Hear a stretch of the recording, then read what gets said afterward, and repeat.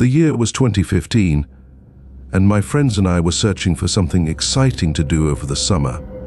We had spent our whole lives together in the little town of Millfield, Ohio, and we were constantly looking for anything to relieve the monotony of our lives.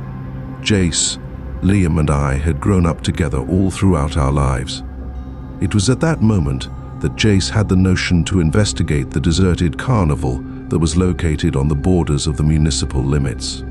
The carnival, with its dazzling lights, vibrant music, and thrilling rides, had been a constant presence in our lives since we were children. On the other hand, it had unexpectedly stopped operating while we were in middle school, and nobody appeared to know the reason for this. There were rumors going around about accidents, disappearances, and even supernatural happenings, but none of these things were ever investigated or proven. At the stroke of midnight, we made the decision to slip out of the carnival and witness for ourselves what had become of the once thriving establishment. A feeling of worry began to take hold of us as we brought ourselves closer to the rusting gates. The only sound that could be heard was the creaking of the ancient metal buildings as they were agitated by the wind. The atmosphere was eerily calm. Liam took out a flashlight, and we proceeded to enter the carnival grounds with extreme caution. The deteriorating rides and booths loomed above us, throwing long shadows in the moonlight as they stood there together. The sidewalks were filled with faded posters and broken signs, signposts that were reminders of a brighter period. As we proceeded farther into the carnival, we were aware of a faint sound that drew our attention. The sound was similar to the tinkling of a carousel, and it was being played. Even though we were aware that it was impossible for any of the rides to still be operational after all these years, we exchanged worried looks with one another. We followed the music to the middle of the carnival because our curiosity got the better of us, and we just couldn't resist. As we stood there, we couldn't believe our eyes. There was the ancient carousel, with its lights flashing and its horses bobbing up and down. We were definitely taken aback by the spectral creatures who were riding the carousel, their features contorted in a way that seemed they were screaming in silence.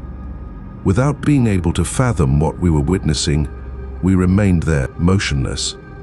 Instantaneously, the spectral horsemen turned their heads in our direction, their gaze piercing our very beings with their emptiness. Our hearts were filled with terror, and we turned to flee. However, the carnival had become a maze of terrifying things, and we were unable to escape. The once familiar rides and attractions had taken on a frightening aspect, with features such as hideous figures and deformed forms. On the Ferris wheel, the rusty cars were swinging fiercely as if they were possessed, and the wheel moaned and groaned. The haunted home, which had in the past been seen as a source of contrived horrors, now had an air of real malevolence. We were being followed by the spectral apparitions and the demonic energy that pervaded the carnival location as we made our way through the twisting labyrinth that was the carnival. Every time we turned a corner, it appeared as if the exit was becoming farther away, and the specters laughing could be heard echoing in our ears. And just when we felt there was no longer any chance of success, we saw the gates out in the distance. Our last rush of adrenaline caused us to race in their direction, and the spectral forms were getting closer and closer to us. We surged through the gates, quivering with panic and gasping for oxygen that we had been holding. The carnival had reverted to its abandoned form, which was characterized by silence and stillness as we glanced back. However, the recollection of that evening would continue to torment us for the rest of our lives. We never again discussed it, but the wounds that it had inflicted on our minds continued to be there. After a number of years had passed, I planned a trip back to Millfield. I couldn't help but feel a shiver go down my spine as I drove by the old carnival grounds. I couldn't help but feel a chill. We were reminded of the horrors that we had seen that terrible night by the fact that the gates, which had rusted, were still there. When I think about the abandoned carnival, I frequently wonder what the real tale is behind it. What had transpired there to ensnare those spirits who were being tormented? Which sinister mysteries are concealed behind the ruins and the deterioration? There are certain locations that are better off not being investigated, and the abandoned carnival in Millfield is one of those places. I may never know the answers, but one thing is certain, Millfield is one of those places. Story 2. In the beginning, it was intended to be nothing more than another adventure for us teenagers, a chance to demonstrate our courage and get away from the monotony of our little town in rural Pennsylvania. We had heard whispers of the former Fairview Mental Hospital, which was located on the hill just outside of town. My closest friends, Avery and Caleb, were two of those pals. There were tales of ghost sightings and odd happenings that continued to circulate among the residents, despite the fact that it had been abandoned for 20 years. In the middle of a freezing October night, we made the decision to slip out of the facility and investigate it on our own. As we made our way up the overgrown trail, our flashlights helped us see our way through the darkness. We parked Caleb's beat-up Chevy at the foot of the hill. A feeling of worry began to take hold of us as we got closer to the massive brick structure. As a result of the windows being boarded up, the entryway, which had been great in the past, had become a gaping hole, as if it were a mouth ready to devour us whole. There was a brief moment of hesitation on our part, but the excitement of the unknown propelled us ahead. The inside of the institution was a maze consisting of deteriorating furniture, rusting metal, and walls that were falling apart. Every step we made blew up clouds of dust, and the air was heavy with the odor of mildew and decay. The air was dense with the sense of smell. We investigated the gloomy communal spaces where the patients used to gather, as well as the abandoned patient rooms, the ancient medical equipment that was strewn around, and the shattered medical equipment. While we were making our way further into the institution, we started to hear mutterings that reverberated throughout the corridors. When we initially heard them, we thought it was just the wind playing tricks on our thoughts. However, as time went on, the voices became more persistent and clear. As if they were urging us to follow them, they seemed to be crying out to us. Being the ever-skeptical person that she is, Avery argued that it was nothing more than our imaginations going crazy. However, Caleb and I were unable to escape the impression that there was something more harmful going on in the background. Despite the fact that our hearts were racing in our chests, we followed the murmurs until we arrived at the obsolete electroshock treatment chamber. The only source of illumination in the room was a single light bulb that was suspended from the ceiling and flickered. The treatment chair was positioned in the middle of the room, and its shackles were still in place, as if it were waiting for its next victim. As the whispering became more intense, we were nearly able to make out the words, "Help us, free you us." In an instant, the door slammed shut behind us, and the temperature in the room dropped to an extremely low level. The mutterings eventually turned into cries, and spectral entities started to appear right in front of our eyes. The individuals in question were the patients of the facility, and their bodies bore the traces of the torture that they had been subjected to. Their faces were distorted in pain.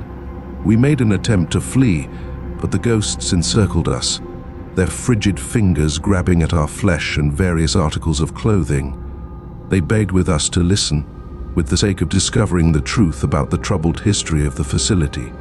We were able to see glimpses of unethical research, abuse, and neglect via the fractured memories that they retained. The mental institution had been a site where horrific things had occurred, and the souls of the inmates were unable to find peace since they were locked there. We were overwhelmed and terrified, but we were able to escape the chamber and break free from the phantom grasp that was holding us. The cries and murmurs followed us as we made our way through the winding hallways of the institution until we arrived at the point where we were finally able to escape into the fresh night air. After all that had happened, our brains were in a state of disarray as we made our way down the hill. We swore that we would never again discuss that night, but the burden of the secrets that we held would continue to torment us for the rest of our lives. I have been away from Fairview Mental Hospital for many years, yet the memories of that place continue to haunt me. My dreams are filled with the spectral appearances of the sick, and I can hear their cries for assistance reverberating in my head. I have made several attempts to explore the history of the institution in order to discover the truth that the spirits so fervently want for us to be aware of, but every single lead has been fruitless. My greatest concern is that the terrible secrets of Fairview Mental Hospital will continue to be hidden for all time, and that the tormented spirits of its inmates will continue to haunt the hallways of the facility, locked in a never-ending cycle of anguish and sorrow. And there are times when, on nights when the wind screams through the woods, I think, that I can still hear their voices pleading with me to free them from the unending anguish that they are experiencing. Story 3. It was a lovely summer night when I made the decision to go out into the woods with some friends in order to have a campfire meeting. Rowan, Sage, and I had been preparing our little vacation for weeks, anxious to get away from the watchful eyes of our parents and the boredom of our tiny town in Oregon. We were eagerly anticipating this opportunity. We packed our provisions, which included sleeping bags, food, and a few cans of beer that we had been able to steal from Rowan's elder brother. And then we ventured out into the thick woodland that surrounded our area. We trekked for around 1 hour, using the light from our torches to guide us further into the forest until we located the precise location we were looking for. It was a little clearing, just wide enough for our sleeping bags and bonfire, and it was surrounded by towering pine trees and the calming murmur of a brook that was nearby. The night was filled with terrifying tales and defiance on the part of teenagers, so we immediately made up camp, grabbed some firewood, and settled in for the night. While the night became darker and the bonfire crackled, we started telling stories about urban myths and local folklore that we had heard about.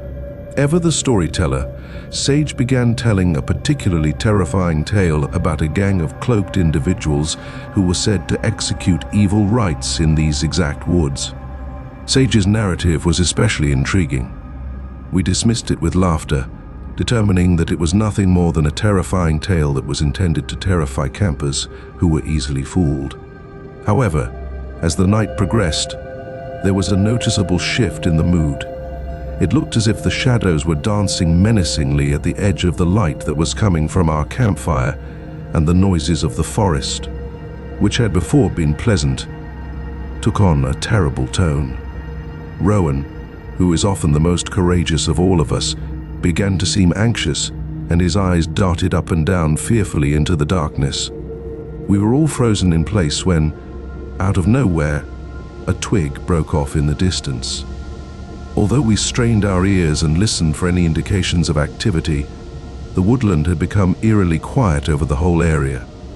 At that moment, I caught a glimpse of them out of the corner of my eye, a group of hooded creatures, exactly as in Sage's narrative, coming from the woods and slowly approaching our campsite.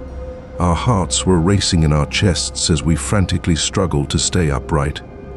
Despite the fact that their features were concealed by the shadows cast by their hoods, the individuals moved closer. They started chanting in a language that we were unable to comprehend, and their voices became lower and more guttural, which caused shivers to run down our spines. Fear began to take hold of us, and we ran away, abandoning our provisions and the security of the campfire in the process.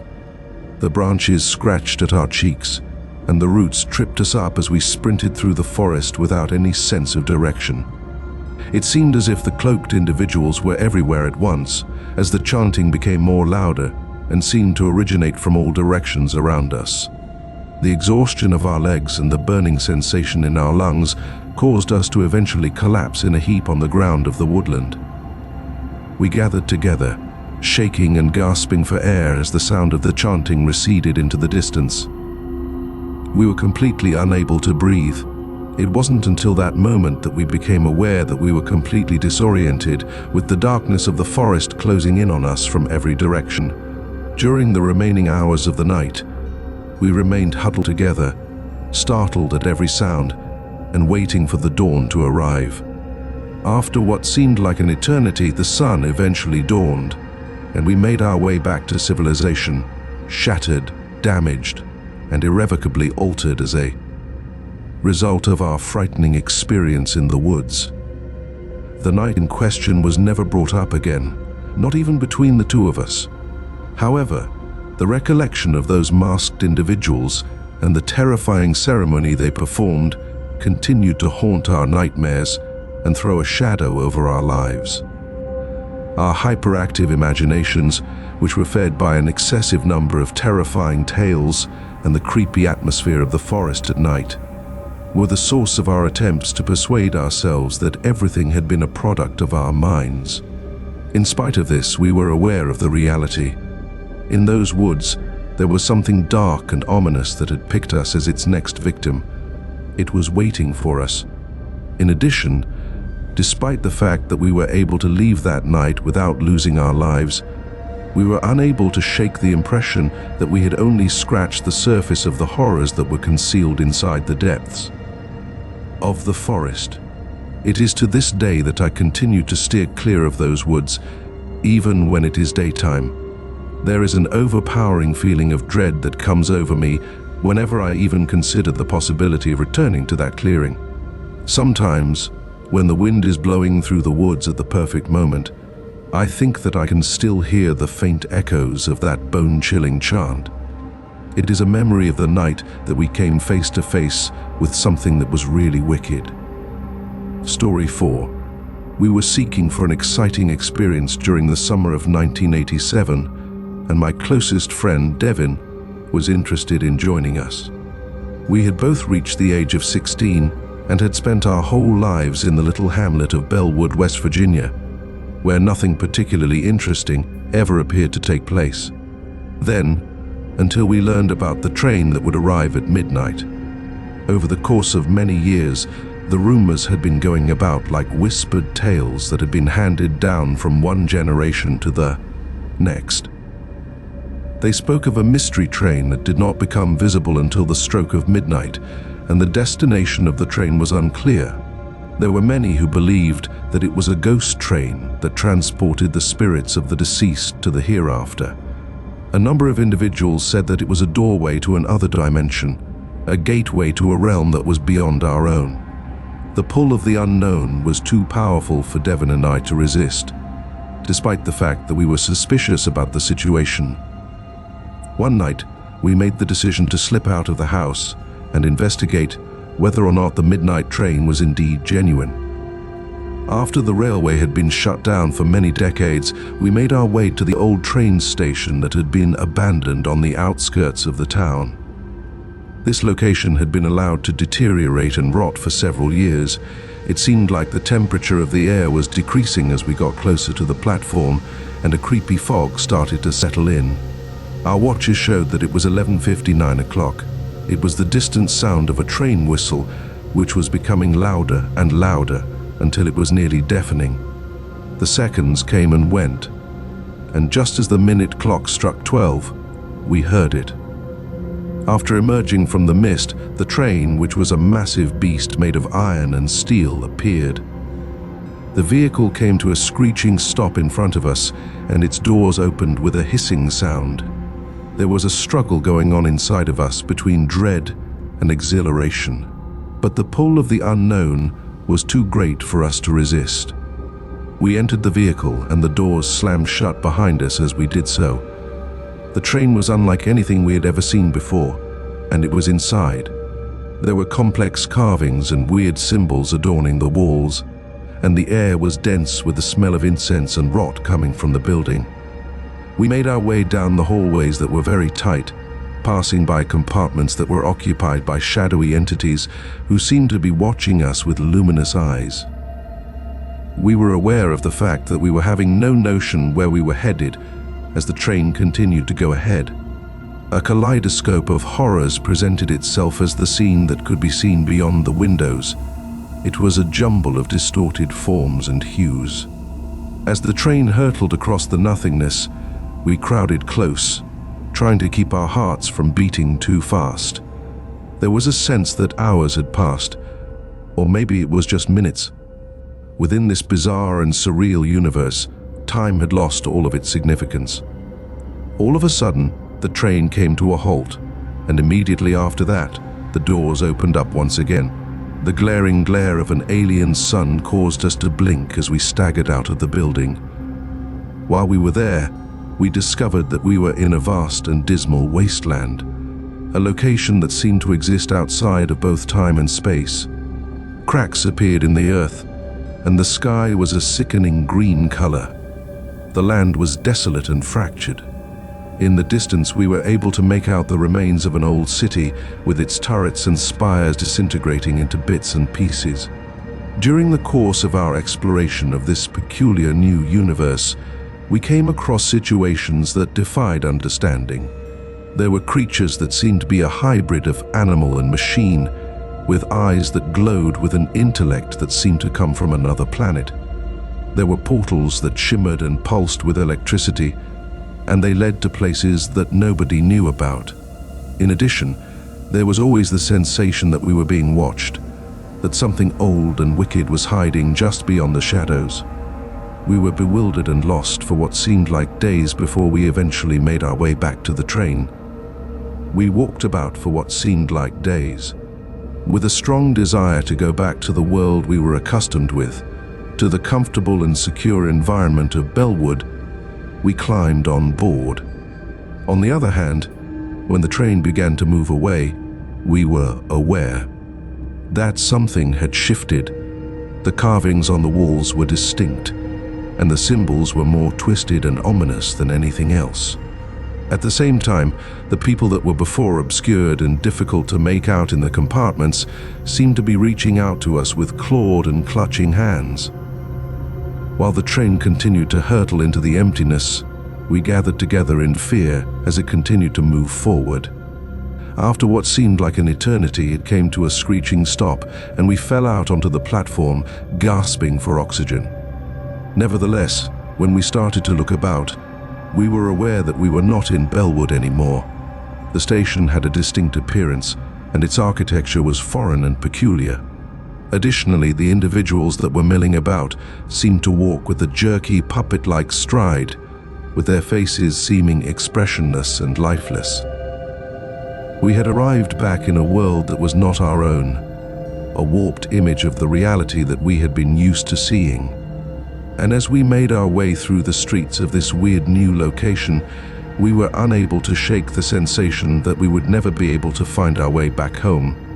We were condemned to roam this nightmare terrain for the rest of our lives, as captives of the midnight train and its ominous destination. Even though it has been years since that awful night, the memories continue to torment me nevertheless.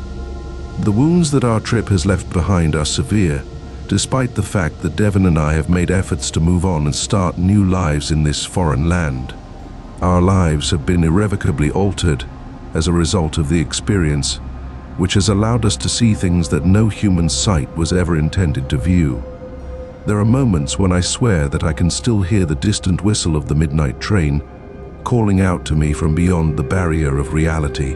This happens especially when it is the dead of night. In addition, I am aware that the train is still operating somewhere in the vastness of the universe, and that it is still transporting unfortunate people to their respective destinations. On the other hand, I shall never again enter that train. My experience has taught me that there are certain secrets that are better left undiscovered, and that there are some doors that should never be opened.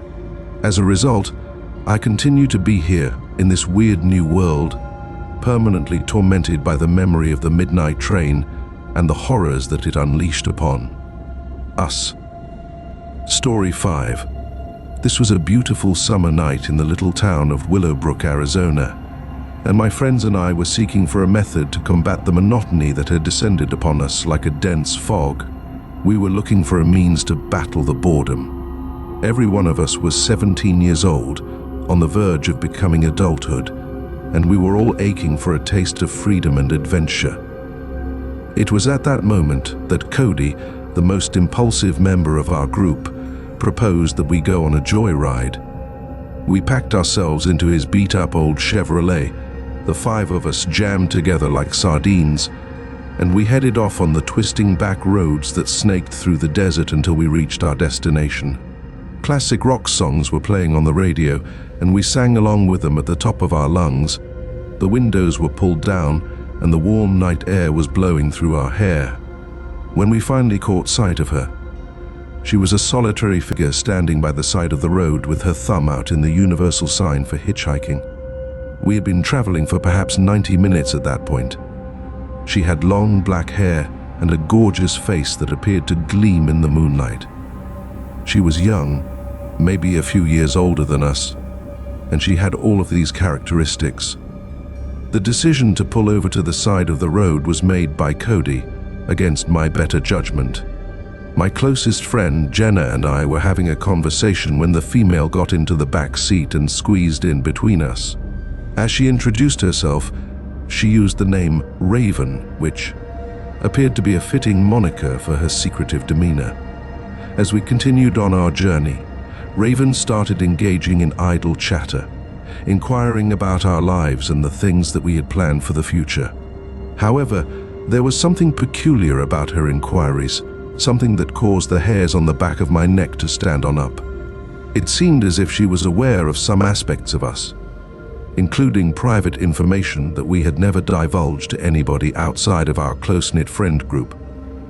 She was called out on it by Jenna, who has always been the skeptic. The tone of her voice was laced with mistrust when she queried, "How do you know so much about us?" A gentle and mysterious curve of her lips was all that Raven did when she smiled. As she spoke, her voice was low and seductive. "I know a lot of things," she said. "Things that most people wouldn't believe." A few awkward looks were passed between us, but Cody just laughed it off.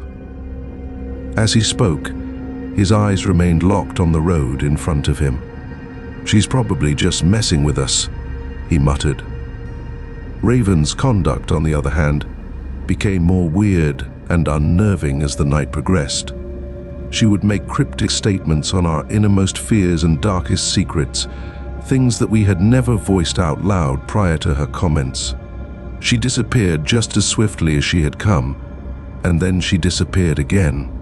When it occurred, we were traveling along a certain section of road that was especially lonesome.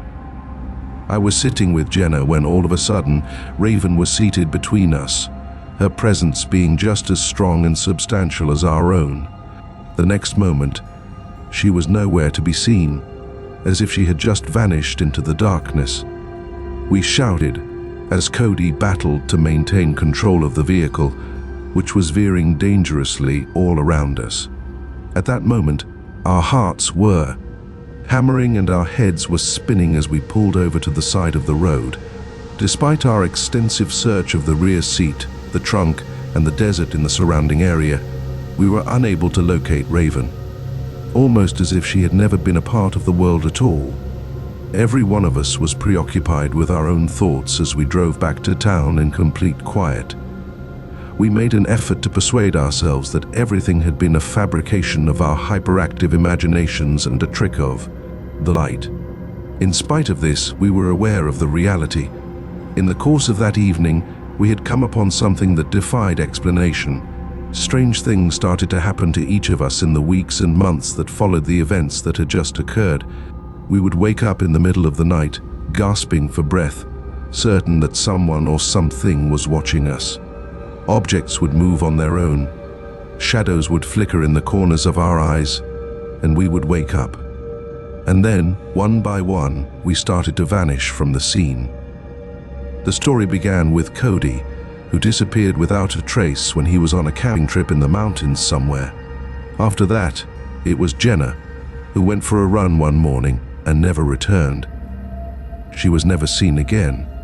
Following in their footsteps, the others continued until I was the only one left, the only one to have survived that tragic joyride. Over the course of many years, I have tried to solve the enigma of what had place on that particular evening, in an effort to discover some sort of explanation for the incomprehensible. However, the more I investigate, the more I come to the realization that there are certain things that are better off being kept a secret, and that there are other secrets that are too dreadful to be revealed out loud. And there are moments when I swear that I can hear her voice whispering in my ear, telling me things that no living human should know. This happens in the middle of night, when the world is calm and silent across the whole universe. I also worry if she is still out there, someplace, waiting for me, ready to take the last of her victims. Does she have any more victims? On the other hand, I will never stop sprinting, and I will never stop looking for the truth. Mostly due to the fact that I am aware that the answers are waiting for us somewhere in the distance, hidden in the shadows of that summer night that occurred a very long time ago, when we picked up a hitchhiker on a desert road and unleashed a horror that was beyond our wildest fears. Story 6. A playground was located in our area when I was a youngster, and it was a place that every child in the community enjoyed going to. To us, it was a fantastic world where we could let our imaginations run wild, despite the fact that it was a modest location with a few swings, a slide, and an old merry-go-round that had rusted parts. The activities that we played there included tag, hide and seek, and the creation of complicated games that only made sense to our young brains. We would spend hours there. It was always a bit wrong, a little too creepy for comfort. Yet there was something about that playground that always seemed a little peculiar. Perhaps it was the way the shadows seemed to stretch and twist in the waning light of the evening, or the way the wind would sometimes whisper through the trees like a ghostly voice. Both of these things might have contributed to the feeling. No matter what it was, we were all aware of it, but we were so preoccupied with our games that we didn't give it any thought. Up until the summer of 1989, when things took a depressing and scary turn, everything was going swimmingly. First, there were cases of people going missing. At first, there was just one youngster, a shy young man called Timmy, who appeared to be on the outside of our group and never fully became a part of it. As a result of the fact that children move away from the playground on a regular basis, we did not give it much thought when he stopped showing up there. However, Sarah, the bouncy kid with the pigtails, was the one who had the ability to make us laugh at any given moment. And then there was Mikey, the rough and tumble young man who did not shy away from getting into trouble, yet had a kind and generous heart. The youngsters who lived in our neighborhood disappeared one by one, as if they had been taken off the surface of the planet. The parents begged the police to look for them, but they were never located. The search was unsuccessful. As a predator lying in the shadows, the playground stayed quiet and waited throughout it all. It was like a predator waiting in disguise. If we had paid attention to the warning indicators that something was really wrong, we would have avoided the situation and kept away. On the other hand, we were youngsters, and the playground was our whole universe. We were unable to fathom giving up on it, regardless of the number of our friends that vanished or disappeared.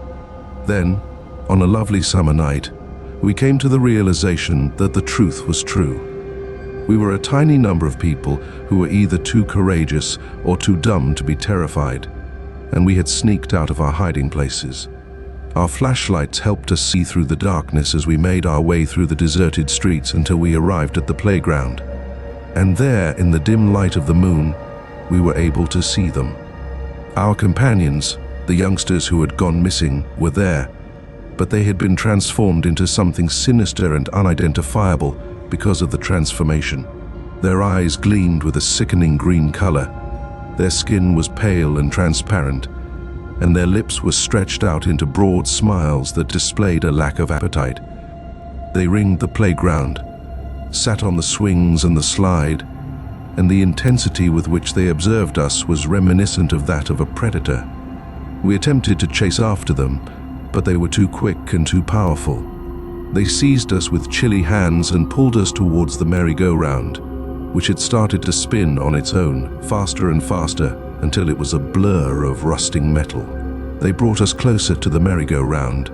Despite our screams and our fights, it was all for nothing. We were pulled aboard the merry-go-round one by one, and as we were sucked into its terrifying vortex, Our bodies began to distort and twist in various ways. I have no idea how I made it through that night, how I was able to escape the playground's embrace when it was holding me captive. The only thing I am aware of is that I awoke the next morning, beaten and abused, and I had no recollection of how I had arrived at my residence. As I returned to the playground, searching for answers, I found that it had disappeared, as if it had never been there in the first place.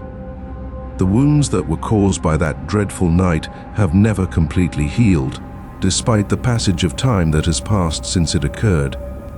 To this day, the memory of the playground and the fate of my companions continues to haunt me, despite the fact that I have made efforts to move on and construct a life for myself. However, despite my efforts to find answers and some type of explanation, I have not been successful in doing so. My only knowledge is that there was something nefarious hiding in that playground, something that preyed on those who were defenseless and who were innocent.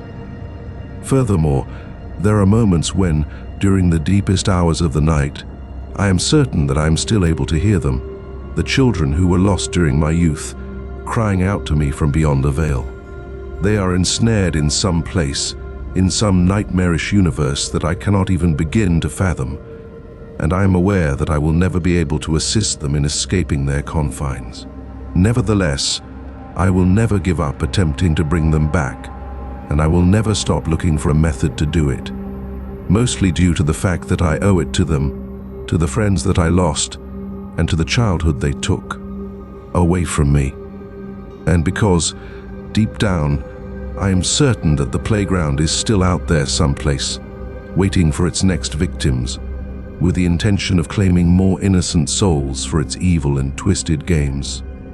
Story 7. In the little hamlet of Shadowbrook, Massachusetts, where I spent my childhood, there were always rumors going around about the old mansion that had been abandoned on the outskirts of the town. The building was in a state of disrepair and disintegration, with windows that had been boarded up and a roof that was drooping. It was surrounded by a confused mix of overgrown weeds and trees that had been twisted. Everyone in the neighborhood would challenge one another to go close to it, to touch the rusty gate, or to peep through the breaches in the boards, but nobody ever had the guts to walk inside. In fact, nobody ever did. I, along with my two closest friends, Liam and Avery, are the only ones left. As the misfits who never quite fit in with the other children, we were the ones that stood out from the crowd. The fact that we both liked terrifying tales and horror films brought us together, and we were constantly seeking for ways to demonstrate our courage throughout our time together. As a result, Avery and I enthusiastically agreed to Liam's proposition that we sneak into the old home on Halloween night. Before making our move, we waited until the trick-or-treaters had taken their children home and the streets had returned to their normal calm. Our pulses were hammering with a combination of terror and excitement as we crawled into the yard that had become entirely overgrown. Despite the fact that the front entrance was locked, Avery was able to force open a window and we were able to enter the building. Even more terrible than it seemed from the outside, the inside of the home was even more terrifying. Floorboards creaked and moaned under our boots, and the air was heavy with the odor of mildew and decay. The air was dense with the sense of smell. We made our way through the rooms that were completely black, and the shadows that our flashlights formed on the walls were scary. It was then that we became aware of it. A gentle, rhythmic pounding sound, similar to the sound of a heartbeat, emanating from a location deep inside the home. It seemed as if our blood had become ice cold. It appeared as if the music was filling the whole home as it became more louder and more forceful. And then we came upon her. A slumped, decrepit woman dressed in a ragged black garment emerged from the shadows as she emerged from the darkness. Her eyes were sunken and blazing with a sickening green light, and her skin was pale and wrinkled by the time she was seen. She approached us with a jerky, awkward walk, her lips contorted into a weird grimace, and her appearance was unsettling. Even though we yelled and fled, She was more quicker than any human being ought to be. In her raspy voice, she whispered dark promises of agony and anguish as she pursued us around the home. Her skeletal fingers grabbed at our garments as she did so. We stumbled out the window and ran as quickly as we could, our hearts hammering and our heads spinning as we tried to escape the building alive. We barely got it out alive. Even though we never brought up that night again, the memory of the elderly witch continued to torment us for many years. All of us made an effort to persuade ourselves that all that had happened was a hallucination, a trick of the light and the adrenaline that was rushing through our blood. In spite of this, we were aware of the reality. There was something that we had seen that evening, something that could not be explained. We gradually became more distant from one another as we got older, with each of us making our own unique efforts to flee the shadow of that dreadful night. Because he was looking for oblivion, Liam resorted to drugs, whether it was at the bottom of a drink or at the point of a needle. Avery turned into a hermit, seldom venturing out of her home and trembling in fear if she saw a shadow. As for me, in an effort to learn the answers to the issues that had been bothering me for such a long time, I developed an unhealthy obsession with the supernatural. On the 20th anniversary of that terrible Halloween night, I got a message from Avery. The message was directed at me. During the course of her investigation into the past of the ancient mansion, she came upon a horrifying reality. A lady by the name of Agatha Blackwood, an infamous witch who had been executed by being burnt at the stake centuries before, had really been the previous owner of the property. As the story went, her ghost was said to still be there in the home, and it would exact its vengeance on anybody who had the audacity to enter. To confront the terror that had been plaguing me for such a long time, I realized at that moment that I had to go back.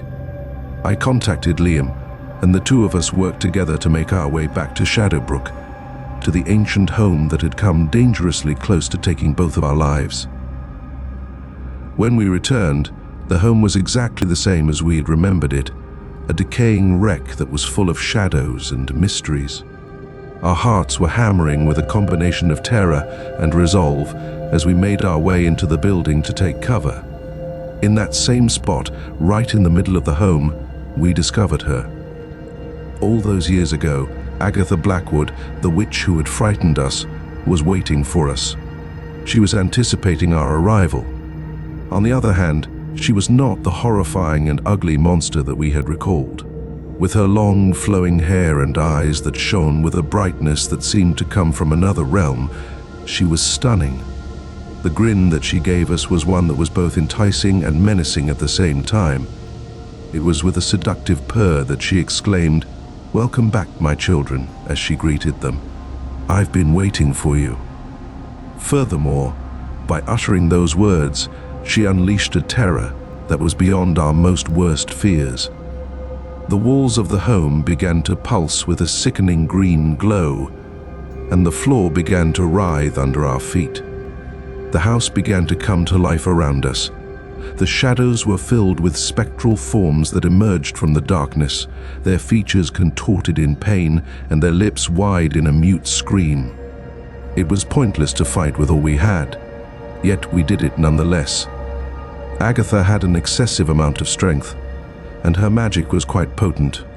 We fell one by one, our bodies and souls being engulfed by the darkness that had always been there inside the mansion. At this very moment, I find myself ensnared in this location, a captive of the witch and her spectral henchmen. The mental fabric of my mind is unwinding like a spool of thread, and I can feel my sanity slipping away. However, even at the most difficult times of my life, I continue to hold to the faith that one day someone will discover this message, and somebody will really know the truth about what took happen with us. This is due to the fact that the elderly witch is still around, lurking in the shadows and getting ready to take her next victim. In addition, if you are now reading this, and if you have ever experienced the draw of the unknown or the attraction of the darkness, then you are already in her clutches. We pray that God would have pity on your soul. Story 8. To my girlfriend Jenna and I, it was going to be a delightful weekend escape, an opportunity to explore the lovely small antique stores and warm bed and breakfasts of rural New Hampshire. However, it turned out to be something quite different. It had been a little more than a year since we had started dating, and things were beginning to take a more serious turn. For the occasion of our anniversary, I wanted to do something unique and memorable, something that would demonstrate to her how much she meant to me. It was by this path that we found ourselves at the quaint community of Willowbrook, which is situated in the very center of the White Mountains. With its cobblestone streets and businesses that seemed like they had been preserved from the past, it was the type of town that gave the impression that it had been preserved in time. An old farmhouse that had been transformed into a delightful small inn on the outskirts of town, complete with creaking floorboards and antique furnishings, was where we checked in. Every aspect of the first day of our vacation was flawless. During our exploration of the neighborhood stores, we had some handmade fudge and admired quilts that were produced. Even farther, we discovered an ancient antique shop that was nestled away along a side street. The windows of the shop were stuffed with dusty antiques from a forgotten period. In that location, we discovered the mirror. It was a stunning item, a full-length mirror with an intricate gold frame that gave the impression of shimmering in the low light of the shop. Jenna was instantly captivated to it, and she admired her reflection in the glass while running her fingers over the exquisite carvings. Jennifer was immediately taken to it. "It's perfect," she exhaled confidently as she turned to face me with a grin of optimism. "Can we get it?" I was really hesitant for a little period, and I winced as I looked at the price tag. Even though it was more than I had anticipated spending on this trip, the expression on Jenna's face was enough to persuade me to go ahead and pay for it. After receiving my consent, the proprietor of the business smiled and wrapped the mirror in a knowing manner. Following our return to our room at the inn, we positioned the mirror in the corner of the room that was directly across from the bed. Despite the fact that she was spinning and posing like a movie star, Jenna couldn't help adoring herself in it. I couldn't help but acknowledge that she, with the gentle light of the room putting a warm glow on her complexion, looked absolutely beautiful. Nevertheless, as the night progressed, a peculiar occurrence started to take place. In the mirror, the image started to transform, bending and twisting in a manner similar to that of a funhouse mirror. Initially, I was under the impression that it was nothing more than a trick of the light, but then I saw something that caused my blood to run cold. There was a person that seemed to be standing behind Jenna where the reflection was. A tall and emaciated guy with pale complexion and dark eyes that were sunken in was the person in question.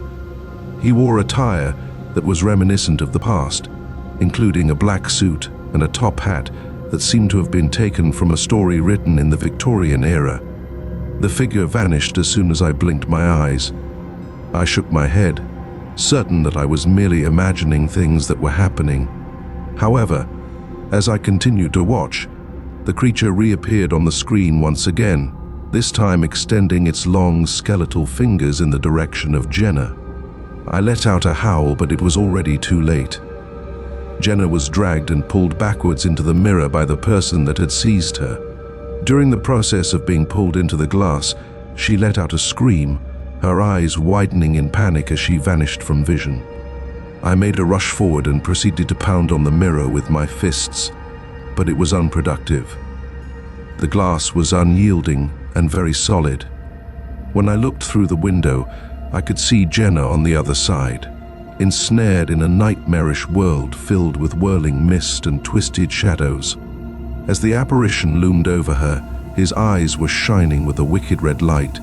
She was screaming, her face distorted in misery, and her eyes were burning with anger. Despite my best efforts, the mirror was no longer there when I returned with the innkeeper and a local police officer. I had fled in search of assistance. The thing had disappeared, taking Jenna along with it. During the following several weeks, I spent my time looking for her, and I went to every flea market and antique store in the neighborhood. However, my efforts were fruitless. The mirror had vanished, and along with it, the person I had loved the most in my life. Although a number of years have gone since that dreadful evening, the recollection of what took place continues to torment me. I have never stopped looking for Jenna, and I have never stopped dreaming that somewhere, soon, I will discover a way to bring her back to me. On the other hand, I am aware of the reality. She is a prisoner of the evil spirits who hide inside the glass, who have her imprisoned in that mirror, which is located in a realm that is not our own. And there are moments when I swear that I can still hear her wailing, pleading with me to save her from the nightmare that has turned into her reality. This happens in the middle of the night. On the other hand, I am unable to stop the terrible magic of the mirror, and all I can do is watch, helpless and by myself. While the lady I love endures a hell that I have created for her. In addition, I am aware that I will never be able to forgive myself and will never be able to find peace unless I discover a method to bring her back, to shatter the mirror and to liberate her from its twisted clutches. But I am afraid that day will never arrive, and that Jenna will be lost to me for all time, ensnared in a world of darkness and sorrow, a victim of the mirror's voracious appetite for innocent souls. I worry that she will be lost to me forever, and so I roam, a shattered man, plagued by the memories of what I have lost and the knowledge that I am unable to rescue the one I love. I am a guy who has lost everyone and everything. Story 9. What began it all was a dare that was taken. It was a straightforward and foolish challenge that I should have never undertaken. I was ready to demonstrate to my friends that I was fearless and that I was eager to prove myself to them. However, I was young and irresponsible at the time. We were all attending a party, a group of us from the community college in the area, and we were drinking, joking, and attempting to forget about the pressure of upcoming tests and research papers. Jack, the resident troublemaker, was the one who came up with the notion at that given moment. It was with a devilish smile that he proposed that we go to the cemetery. "Let's go to the cemetery," he remarked. "Let's see who's brave enough to spend the night there, alone." I ought to have told them no. It would have been better for me to be able to shrug it off and come up with an explanation like needing to study or get up early for work. But instead, I found myself nodding, a rush of exhilaration flowing through me at the notion of doing something so bold, so illegal. And so it came to be that a few hours later, I found myself standing at the entrance of Eternal Rest Cemetery, holding a flashlight in one hand and a bag full of food and energy drinks in the other. As I watched their taillights depart into the darkness, I felt a sudden sensation of anxiety wash over me. My friends had left me there, and they had promised to pick me up at daybreak. However, as I watched their taillights leave, I felt anxious. The cemetery was rather ancient, and it was one of the oldest in the state. The headstones were in a condition of disrepair, and the grass had grown so much that it seemed to engulf the tiny roads that led between the graves.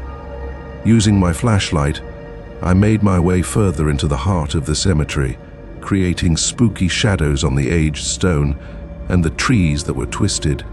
In the beginning, there was complete silence. The only sounds I could hear were the crunching of leaves under my feet and the hoot of an owl that could be heard in the distance. On the other hand, as the night progressed, I started to experience a peculiar presence, as if someone or something was keeping a watchful eye on me from the shadows. I made an effort to dispel it by convincing myself that it was nothing more than my imagination, and that there was nothing concerning to be concerned about. Then, however, I became aware of it, a gentle shuffling sound, the sound of footsteps on the grass behind me. Although my pulse was racing in my chest, I turned back and looked around, but there was nothing there. All that was left were the unending rows of headstones which stretched out into the darkness. And then I came upon them. At first, I was under the impression that they were nothing more than shadows, tricks of the light that the moon shed above me.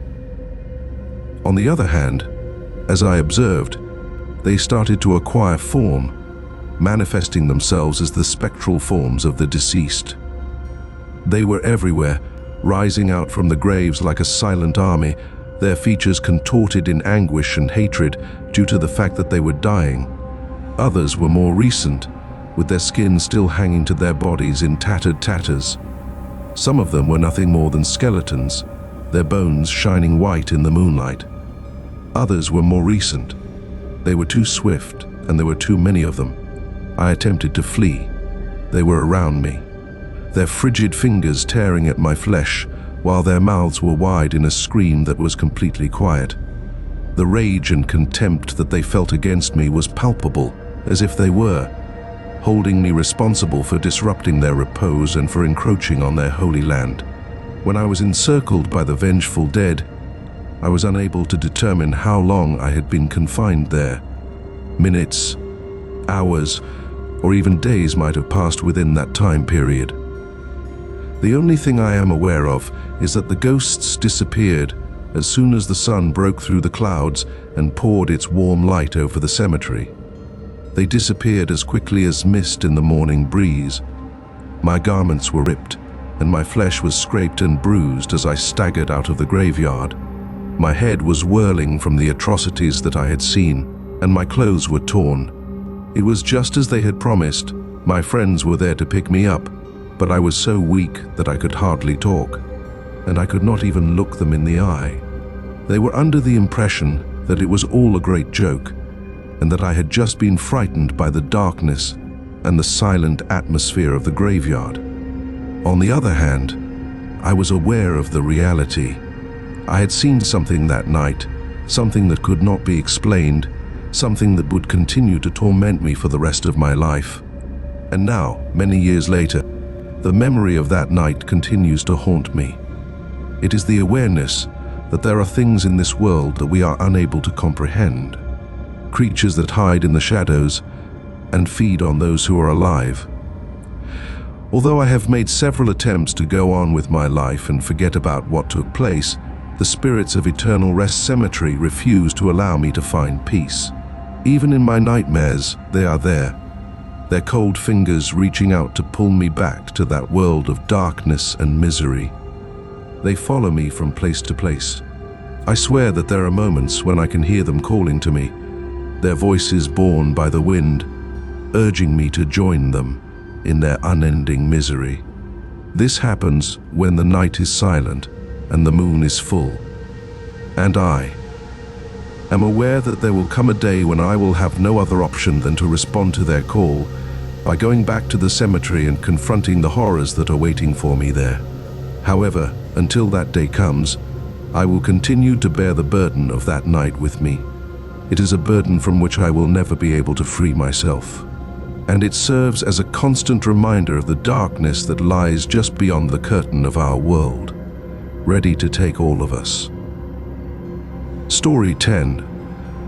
The weekend trip was intended to be a relaxing and enjoyable experience, a time for my college friends and I to get away from the pressure of exams and just unwind in the beautiful natural surroundings. We had leased a home in the forests of Northern California, lonely little hideaway set amid the towering redwoods and gurgling streams. The cabin was located in North California. The first day was wonderful, since it consisted of activities such as going on hikes, going swimming, and toasting marshmallows over the campfire.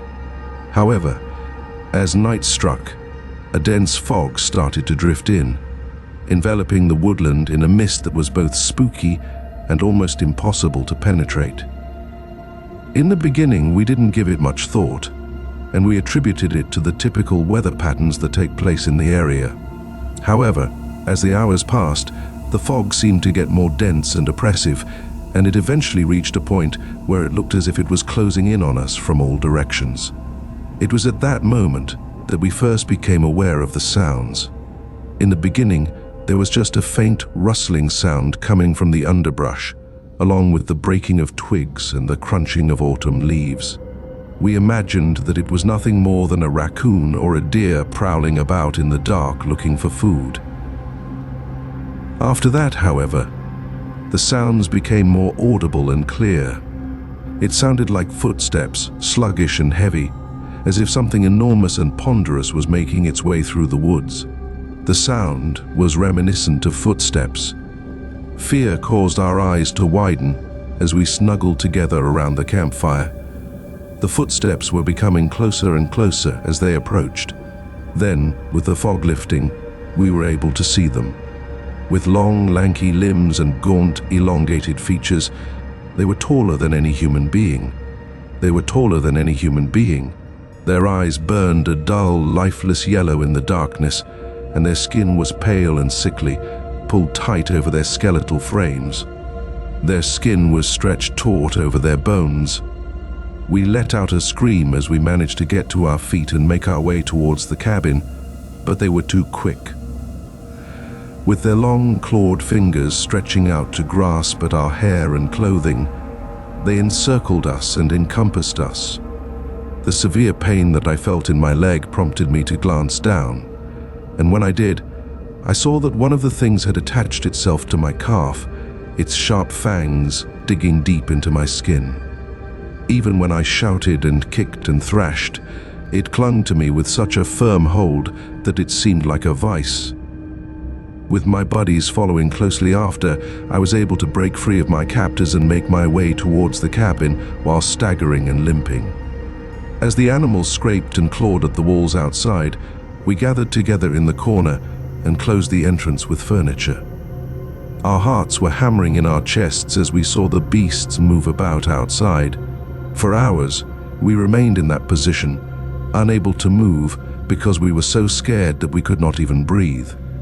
Following that, the entities disappeared, dissipating back into the mist as if they were ghosts. This occurred just as swiftly as they had emerged. We did not squander any of our time. As we hurriedly gathered our belongings and hurried out, we piled into the vehicle and sped off down the twisting mountain road. We were frantic to put as much space as possible between ourselves and that damned cottage. However, at this very moment, many years later, the recollection of that night continues to torment me. I am still able to feel the agony in my leg, which is where the creature's fangs penetrated my skin and left a jagged scar that will never completely heal. But there are moments when I believe I can hear them out there, their heavy footsteps reverberating through the woods, their dead eyes blazing in the darkness. This happens when the fog creeps in and the night becomes more silent. The more I learn about this world, the more I realize that there are things that we were never supposed to see, monsters that hide in the shadows and prey on those who are not careful. In addition, I am aware that I will never be able to shake the fear that engulfed me that night, the realization that there are atrocities that are beyond our comprehension and are ready to take all of us by surprise. However, I am also aware that I am one of the fortunate individuals. I was lucky enough to make it through that night in the woods, but others have not been as fortunate. As a result, I am forced to bear the burden of that knowledge, which is a burden from which I will never be able to completely free myself. It serves as a constant reminder of the darkness that lies just outside the boundary of our world. At the same time, I hope that I will never have to confront those animals again, that I will never again find myself ensnared in the mist, at the mercy of the monsters who make those forests their home. However, I am aware that it is only a matter of time before they come for me once again, before the fog rolls in and the search starts all over again. Story 11. A source of both curiosity and horror for the local adolescents, the ancient mental facility that had been abandoned and was located on the outskirts of the town had always been there. In the crumbling remains of the once grand institution, it was claimed to be haunted by the ghosts of the patients who had suffered and died inside its walls. Their tormented souls were thought to be eternally locked in the ruins of the once grand institution. My buddies and I had long discussed the possibility of slipping into the institution and that we would dare each other to spend the night in the facility's darkness corridors and chambers that were deserted. However, it wasn't until that fatal July night that we finally mustered up the guts to complete the task at hand. Prior to making our way to the institution, we waited until long after midnight, when the streets were devoid of people and the town was sleeping. The structure seemed to us like a colossal, terrifying shadow, with its shattered windows and walls covered in ivy, serving as a witness to the years of neglect and deterioration that had occurred. By pushing open a rusty old door in the rear, we were able to gain access to the building. The hinges made a cracking and groaning sound as we did so. The air inside was thick and musty, and it was heavy with the odor of mold and decay the whole time. Using our flashlights, we made our way through the winding halls and the abandoned patient rooms, producing spooky shadows on the peeling walls and broken tiles as we went. In the eerie silence of the night, every sound appeared to be intensified, and the rats scurrying in the walls and the floorboards groaning on the floors sent chills down our spines. As we proceeded farther inside the facility, we started to sense a peculiar presence, giving us the impression that we were being seen by eyes that were not visible to us. It seemed as if the temperature was decreasing with each step, and the air was becoming more chilly and unpleasant. Then, we heard it, a deep, melancholy howl that reverberated through the empty hallways, a sound that was sheer misery and despair brought on by the situation. During the time that we were attempting to listen, our hearts were hammering in our chests, and we stopped in our tracks. To the point when it seemed as if it was emanating from all directions, the sobbing became more louder and more powerful. After then, we caught a glimpse of them, spectral forms coming from the darkness, their features contorted in anguish, and their eyes vacant and dead. We were encircled by them, and their chilly fingers reached out to grab hold of our flesh and clothing. We were able to sense their anguish and agony as if it were our own, and it was deeply ingrained in our own consciousness. At that moment, we raced, frantically and without sight, in an attempt to escape the monsters that were pursuing us. On the other hand, the spirits were unrelenting. Their weeping and groaning filled both our ears and our brains to the point that we suspected that we would lose our wits. We were able to escape the institution by breaking through the doors and escaping into the fresh night air. We were overcome with a sense of accomplishment. We exhausted ourselves by running until our lungs burned and our legs gave out, and then we collapsed in a heap on the wet grass. We did not discuss the events that transpired that evening with one another, and we did not discuss them with anybody else either. The thought of those tormented souls who were confined for all eternity in the corridors of the afflicted institution has been a source of remorse for us ever since. Their crying, which is borne on the wind like a melancholy lament, is something that I swear I can still hear sometimes, even when it is the middle of the night.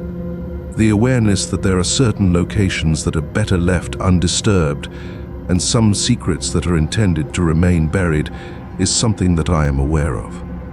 And I am aware that I will never be free of the terror that we unleashed that night. Nevertheless, I am also aware that I am not the only one who is terrified, that there are other people in the world who have seen what we have witnessed, who have experienced the chilling touch of the dead and have survived to tell the story. The weight of our memories and the certainty that the ghosts of the institution will never completely let us go are a burden that we bear with us as we go on with our lives. Since we are the ones who had the courage to step inside that dark realm, we were the ones that disturbed the restless spirits that resided there. And now we are beholden to the repercussions of our deeds, and we will be eternally plagued by the echoes of those who have been condemned. Story 12. For as long as anybody could remember, the ancient carnival that had been abandoned had been a constant presence on the edges of the surrounding area. The once thriving attraction had long ago fallen into ruin and decay, and it was a remnant of a bygone period. It had been in this state for a very long time. Although there were whispered tales that were handed down from one generation to the next, there were rumors that circulated about the carnival. They told of horrific atrocities and dark rituals, of an evil force that lurked under the rusty rides and fading tents. They also spoke of a presence that was behind the tents. I had always been attracted by the carnival, lured to its strange otherworldly charm. My friends and I had always been pulled to the carnival. When it was dark, we would challenge each other to sneak in and investigate the winding roads and abandoned attractions that were hidden around the area. The night in question was the one in which things began to shift. We had made our way deep into the heart of the carnival, beyond the Ferris wheel that was groaning and the games that were falling over on the midway. When we came across a scene that completely stunned us and caused us to halt in our tracks. The carousel was unlike any other that we had ever seen before, and it was located in the middle of a tiny clearing. All of its horses were twisted and misshapen, and the light that emanated from their eyes was strange and sickening. It was a cacophony of shrieks and wails that caused our jaws to clench, and the music that issued from its speakers was dissonant and disturbing. On the other hand, the guy who was sitting atop the middle horse was the one that absolutely froze our blood. A clown was shown with its face painted in a grotesque, sneering smile, and its eyes were dark and devoid of any soul. It seemed to be staring at us directly, its gaze penetrating into the very depths of our beings. When we turned around to flee, it was already too late. At the same time as the music became more frantic and louder with each passing second, the carousel started to spin at an ever-increasing rate. We were able to sense that we were being drawn towards it, as if by some invisible force, and our feet were moving of their own volition. Then, we found ourselves on the carousel, where we were ensnared on the twisted nightmare-like horses as they swirled and twirled around their riders. Our ears were filled with the sound of the clowns laughing, which was a sound of pure, unadulterated evil. When we were confined on that dreadful voyage, our minds and bodies were pushed to the point of insanity, and I have no idea how long we were there. Nevertheless, when it did ultimately come to an end, we discovered that we were in a world that was not our own. The amusement park had undergone a transformation, becoming a place of unadulterated and unrestrained terror. In the tents, there were monsters that defied description and understanding, creatures that were so monstrous that they could not be described. The Midway Games had evolved into perverse, cruel competitions that were intended to torture and shatter the spirit of the human race. The clown, whose smile was bigger and more ominous than it had ever been before, turned out to be the focal point of the whole situation. It was the puppet master who was tugging the strings of our innermost souls, and it was the ringmaster responsible for this evil carnival. We made an effort to flee and find a means to return to the world that we were familiar with, but it was fruitless. We were firmly in the clutches of the carnival, and it would not let us go of its hold. Now, with our heads shattered and our emotions crushed, we stroll the winding roads and abandoned attractions that the place has to offer. We have been ensnared in a realm of horrors and terror for all eternity, and we are the souls who have been lost in the dark carnival. And on occasion, when the night is completely still, we are able to hear the sound of the carousel, with its discordant music and the laughing of the clown reverberating through the abandoned tents and attractions. For those who have the audacity to travel too far into the unknown, it serves as a cautionary tale and a reminder of the destiny that is in store for every one of us. Due to the fact that the dark carnival is always waiting, constantly watching, and always prepared to claim its next victims, when it has you in its clutches, there is no way out, and there is no possibility of being saved for you. From the perspective of the dark carnival, we are the cursed, the forgotten, and the lost souls. Furthermore, we shall remain here for all of eternity, ensnared in this twisted and nightmare-like environment. Our cries of desperation and cries for compassion falling on deaf ears, mostly due to the fact that there is no compassion, no atonement, and no hope in the gloomy carnival. The only thing that exists is the nightmare that never ends, the horror that never comes to an end. Story 13. Because of its age and state of disrepair, the hilltop estate had long been a source of attraction for the youngsters who lived in the neighborhood. There were rumors and legends that circulated about the location, and they told stories of a dark and evil past that had been forgotten for a very long time. On the other hand, the house was representing something quite different for Lila and her friends. It was an opportunity for them to demonstrate their courage and demonstrate that they were not scared of the shadows and mysteries that were hiding behind its decaying walls. It was on a dare that they found themselves standing in front of the rusting gates of the estate, with the moonlight throwing an eerie glow over the grounds that had become overgrown. In order to make their move, they had waited until the witching hour, which takes place at the stroke of midnight. With a groan that reverberated throughout the silence of the night, Lila seized the initiative and pushed open the huge oak doors. As they followed closely behind, the others threw beams of light into the darkness with their flashlights, which flickered and flickered. The inside of the house was a maze consisting of dusty halls and chambers that had been abandoned, and each of these rooms was filled with the forgotten remains of a long-ago history. The walls were covered with fading paintings of stern-faced men and women who seemed to be watching their every move. Antique furniture was coated in cobwebs, and the walls were decorated with these portraits. As they proceeded farther into the inside of the estate, they started to experience a peculiar feeling that began to follow them. They had a sense of discomfort, a prickling sensation at the back of their necks, which served as a reminder that they were not alone. And then they heard it, the sound of footfall moving slowly and deliberately, reverberating from someplace deep inside the bowels of the home. They were unable to continue listening as their hearts raced in their chests and they became completely still. The sound of footsteps became more audible and closer, until it seemed as if they were coming from just around the corner. When they finally emerged from the darkness, they saw a figure that caused their blood to become ice cold. Indeed, it was a lady, or at the very least, it had been a woman in the past. The skin on her face was pale and transparent, and her eyes were empty and sunken.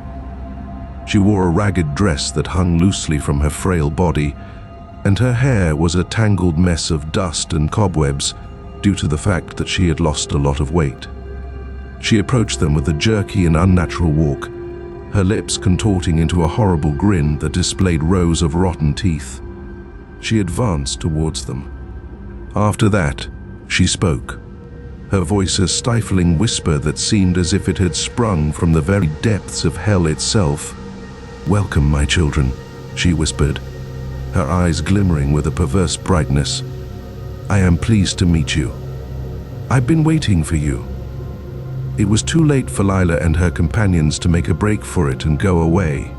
They were unable to escape the mansion because the doors suddenly shut behind them, enclosing them inside with the spectral figure. After that, they were subjected to a night filled with dread and insanity as the lady chased them through the winding halls and empty chambers of the estate. They ran till their lungs burned and their legs gave out, but the lady was always there, and her raspy laughter reverberated in their ears. They ran until they were exhausted. They were transformed into hideous caricatures of their former selves, as their bodies were twisted and disfigured by the woman's terrible magic. Lila's companions fell prey to the woman's dark magic one by one. When everything was said and done, Lila was the last one left, trapped in a dingy chamber in the attic with nowhere else to go. The lady moved closer to her, her eyes illuminating with a spirit that was not of this world. She said, "You're mine now," with a sibilant hiss in her voice. "Forever and always." While Lila waited for the conclusion to arrive, she closed her eyes. When she opened them once again, however, the lady was nowhere to be seen. She had disappeared as quickly as a speck of smoke on the breeze. Her mind was in a state of disarray as she staggered out of the home, having experienced the atrocities that she had seen. However, even as she stepped into the cold night air, she was aware that she would never be free of the evil magic that had taken the lives of her companions. Because the house on the hill was a base of evil, a gateway to a realm of gloom and desolation, it was a site of great danger. They were bound to pay the price, to be eternally tormented by the ghostly presence that lurked inside its walls, and any who went too near to its secrets were doomed to experience the consequences of their actions. The terrifying experience that Lila had at the home on the hill is one that she will never forget, even if it has been several years since that tragic night. And there are moments when, in the midst of the night, she is quite certain that she can still hear the rumbling laughter of the spectral lady, which is beckoning her back to the location where her nightmares first started. Story 14. Millfield, a little town located in the countryside, was a peaceful and unassuming place. It was the sort of town where everyone knew everyone else's business, and there was never much of a significant event that took place. Nevertheless, a sinister mystery was hiding under the surface of this tranquil little village, and it was just waiting to be discovered. In the beginning, everything started with the Hawthorns, a new family that moved into the old farmhouse on the outskirts of town. This was the beginning of everything. They were a peculiar and secluded group of people who had a tendency to stay to themselves and only sometimes went into town for the purpose of purchasing supplies. However, there was something about the Hawthorns that the neighborhood residents did not seem to be acceptable. There were rumors going around regarding the presence of unusual sounds emanating from the farmhouse at night, as well as the look of the two young children in the household, which was described as being sickly and pale. There was no let-up in the level of unease caused by the rumors as the weeks evolved into months. A few individuals said that they had seen the youngsters making their way across the fields at night, with their eyes flashing an odd shade of red. Other people murmured of the spooky, unearthly chanting that could be heard on the wind, as well as the dark rites that were being done in the woods behind the farmhouse. However, the entire tragedy of the situation did not become apparent until the disappearances began to take place. After spending the day playing at the farmhouse, a little girl who was a friend of the Hawthorn children disappeared without a trace. This was the beginning of the story. Once a week had passed, an old couple who had been living in the neighborhood went missing. Their house was discovered to be deserted, and their automobile was still parked in the driveway. A group of concerned people made the decision to take things into their own hands due to the dread and paranoia that was sweeping across the community. They were resolved to get to the bottom of the mystery once and for all, so they marched up to the farmhouse in Hawthorn, which was led by the sheriff of the immediate area. A sight of unfathomable horror was what they discovered when they arrived there. There were bizarre symbols scribbled on the walls of the farmhouse in what seemed to be blood, and the furniture was flipped over. The farmhouse was in a state of chaos for sure. In addition, they found the remains of dozens more victims in the basement. Some of the bodies were little more than heaps of bones, while others were still fresh and dripping with decomposition. However, the most shocking part of the situation was when they really addressed the Hawthorns. It turned out that the family was not human at all. Rather, it was a clan of ancient creatures from another planet that had been preying on the inhabitants of Millfield for many years. They possessed the capacity to assume human shape, allowing them to blend in among the townspeople and entice their victims to return to the farmhouse, where they would be slaughtered in ceremonies that were dark and twisted. It was ultimately possible for the sheriff and his posse to put an end to the Hawthorns' reign of terror, but this did not come without a significant number of additional lives being sacrificed. The recollections of what took place at that old farmhouse on the outskirts of town continue to haunt the inhabitants of Millfield even today, many years after the events that took place there first occurred. There are many who believe that the souls of those who were killed by the Hawthorns continue to reside there, ensnared in a condition of unending agony. It has been said by some that the farmhouse itself is cursed, serving as a gateway to a twisted and evil world where unfathomable horrors are waiting to be discovered. One thing, however, is certain: The residents of Millfield will never forget the fear that once haunted their peaceful little town, the evil that waited just under the surface, ready to be released. This is something that will never be forgotten. Moreover, they will never stop keeping a watchful eye on things and will never stop being vigilant in case the shadows come back to reclaim them once again. Story 15. Morbid interest had always been a source of attraction for the local youths, and the old hospital that had been abandoned on the outskirts of town was no exception. Their anguished souls were thought to be permanently locked inside its collapsing walls, and it was claimed that the building was haunted by the spirits of the patients who had perished there from their injuries. However, for Jenna and her companions, the hospital signified something totally different, an opportunity to demonstrate their courage and to demonstrate that they were not scared of the dark and twisted stories that were hidden there. It was on a dare that they found themselves standing in front of the rusty gates of the hospital, with the moonlight throwing an eerie glow over the grounds that had become overgrown. They had waited until the witching hour, which was the time period during which it was believed that the veil that separated the living from the dead was at its thinnest. With a creak that reverberated throughout the silence of the night, Jenna seized the initiative and pushed open the hefty doors. As they followed closely behind, the others threw beams of light into the darkness with their flashlights, which flickered and flickered. A maze of deteriorating halls and abandoned chambers made up the inside of the hospital. Each of these rooms was packed with the relics of history that had been lost for a very long time. Rusted medical equipment was dispersed around the floors, and the walls were covered with fading paperwork and x-rays of individuals who were not identified. As they proceeded farther into the core of the hospital, they started to experience a peculiar feeling that began to take hold of them. They had a sense of discomfort, a prickling sensation at the back of their necks, which served as a reminder that they were not alone. And then they heard it, the sound of footfall, sluggish and shuffling, reverberating from some place that was deep inside the depths of the structure. They were unable to continue listening as their hearts raced in their chests and they became completely still. The sound of footsteps became more audible and closer, until it seemed as if they were coming from just around the corner. When they finally emerged from the darkness, they saw a figure that caused their blood to become ice cold.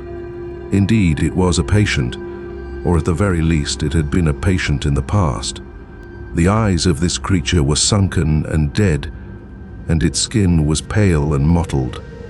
Despite its skeletal stature, it wore a ragged medical gown that fell loosely over its body, and its limbs were twisted and malformed in ways that were beyond description. The thing approached them with a jerky and awkward walk, its jaws expanding and shutting in a wordless scream as it worked its way closer to them. And then, to their utter horror, further people started to emerge from the shadows. It was a shambling army of zombie patients, their bodies ravaged by illness and decay. It was too late for Jenna and her companions to make a break for it and go away. Because the doors of the hospital crashed shut behind them, they were unable to escape the army of zombies that had gathered within. They tried to live against the unrelenting assault of the undead, which resulted in a night filled with dread and despair for them. Using whatever weapons they could find, they locked themselves in rooms that were unoccupied and fought against the beasts that were attacking them. However, Jenna's companions were taken by the horde one by one, and their cries could be heard reverberating through the empty corridors of the neglected hospital. And then, at long last, there was just Jenna left, trapped in a darkly lighted operating room with no other escape route available.